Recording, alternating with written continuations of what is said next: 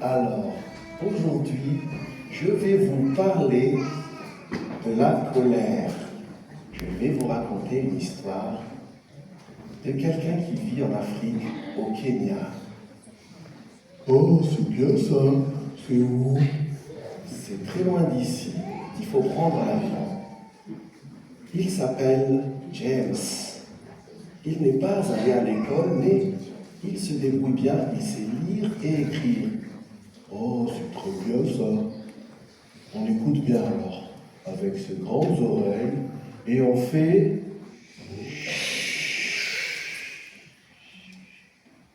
Vas-y, tu peux commencer. Alors, James travaillait dans un hôpital. Il travaillait très bien et malheureusement, il avait juste un petit souci. Il n'arrivait pas à gérer sa colère. Quand une frustration arrivait, quand quelqu'un l'embêtait un peu, il se mettait dans une colère subite. Il criait et il était même capable de frapper des personnes. Oh là là, mais c'est grave ça. Et il avait un ami qui s'appelait Nelson qui lui disait « Écoute James, tu dois maîtriser ta colère, car pour travailler avec les gens, les malades, il faut être doux, patient, gentil. »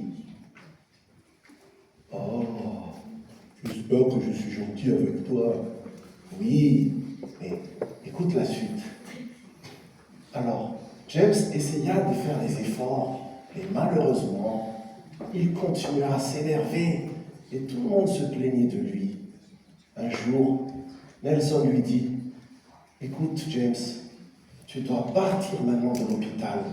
On ne peut plus travailler ensemble, je suis désolé. » Oh, James a dû partir de l'hôpital, il était tout triste, tellement triste, que même il avait arrêté d'aller à l'église. Il est resté dans son coin tout seul. Ah bon? Oh, mais ton histoire, elle est triste. Et attends la suite. Tu es vraiment impatient. Ok. Alors, un jour, le village entendit un coup de feu. Oh, tout le monde avait peur. Qu'est-ce qui se passe? On a couru près de la rivière et on a vu James avec un grand fusil. Oh là là, mais qu'est-ce qu'il a fait? Il a tué un crocodile. Oh, ça fait peur. Oui, parce que le crocodile menaçait le village, menaçait les gens et le bétail. Il a dû le tuer avec un fusil. Mais maintenant, les villageois avaient peur. Pourquoi est-ce qu'il avait un fusil, James? On a compris plus tard que James est devenu un bandit. Il a rejoint un groupe de bandits qui volaient les villages d'à côté, qui volaient le bétail, c'est-à-dire les chèvres, les animaux. Qu'est-ce que vous connaissez comme animaux? Les vaches. Les vaches. Les poules. Oui, les poules. Et ils faisaient ça contre un village qui aussi les attaquait. Alors un jour, le chef des bandits dit à James et à toute la bande, on va les attaquer, on va même tuer des gens. James, tu as le fusil. Et Oh là là, mais ça fait peur ton histoire. attends, tu poses trop de questions, toi. Tu écoutes bien d'abord. Alors, James se souvint tout à coup du 6e commandement. Est-ce que vous le connaissez, le 6e commandement dans la Bible? Tu ne tueras point. Non, vous ne connaissez pas? Tu ne tueras point. Alors, le 6e commandement, oui, j'ai entendu. Tu ne tueras point. Même si James était un bandit et un voleur, il se souvint juste d'une seule chose. Tu ne tueras point. Et là, il dit au chef avec courage, je ne viendrai pas avec vous. Je ne tuerai pas. C'est mal.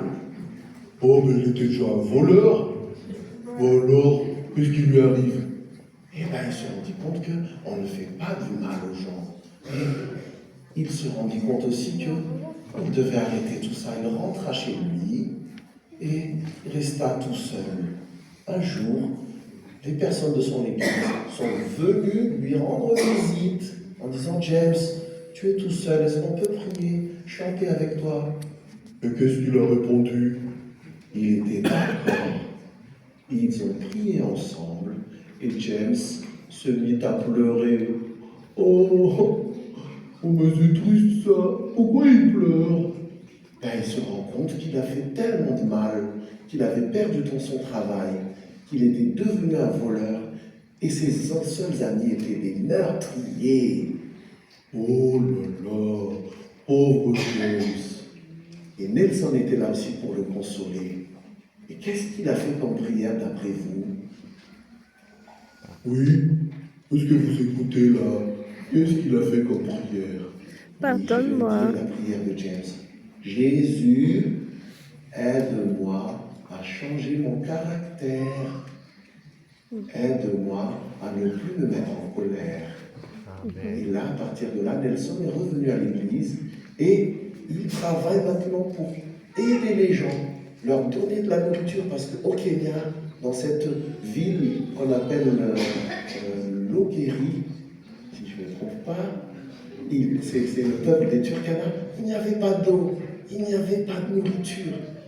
Et il fallait aller chercher l'eau, il fallait trouver de la nourriture. Et Nelson maintenant a changé grâce à Jésus. Nous allons faire une prière des enfants. Oui, on veut vous entendre. Allez, je vous écoute. Jésus, Jésus, change-moi, change-moi, aide-moi aide-moi à avoir un meilleur caractère. à avoir un meilleur caractère.